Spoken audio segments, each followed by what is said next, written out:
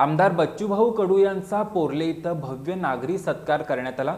यावेळी डिजिटल अभ्यासिका, हायड्रोलिफ्ट आणि विसावा केंद्रासाठी निधीची घोषणा आमदार बच्चूभाऊ कडू यांनी केली। शेतकऱ्यांच्या कर्जमाफीसाठी सातत्याने संघर्ष करून शेतकऱ्यांना न्याय मिळवून देणारे तसंच दिव्यांग, शेतकरी आणि सर्वसामान्यांच्या हक्कांसाठी लढणारे आमदार ओमप्रकाश उर्फ बच्चूभाऊ कडू यांचा कर्जमाफीच्या निर्णयानंतरचा पहिलाच भव्य नागरी सत्कार पन्हाळा तालुक्यातील पोर्लेतर्फ ठाणे इथं करण्यात आला। यावेळी महिलांनी पारंपरिक पद्धतीने औक्षण करून त्यांचं स्वागत केलं, तर आमदार बच्चूभाऊ कडू यांनी चौकातील छत्रपती शिवाजी महाराजांच्या भव्य पुतळ्याला पुष्पहार अर्पण करून अभिवादन केलं।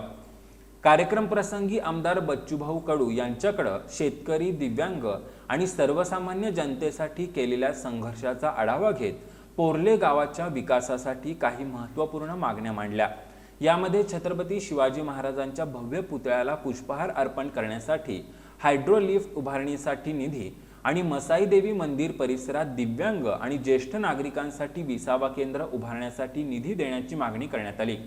या सर्व मागण्यांना आमदार बच्चूभाऊ कडू यांनी जाहीर सभेतच सकारात्मक प्रतिसाद देत आवश्यक निधी उपलब्ध करून देण्याचं आश्वासन दिलं।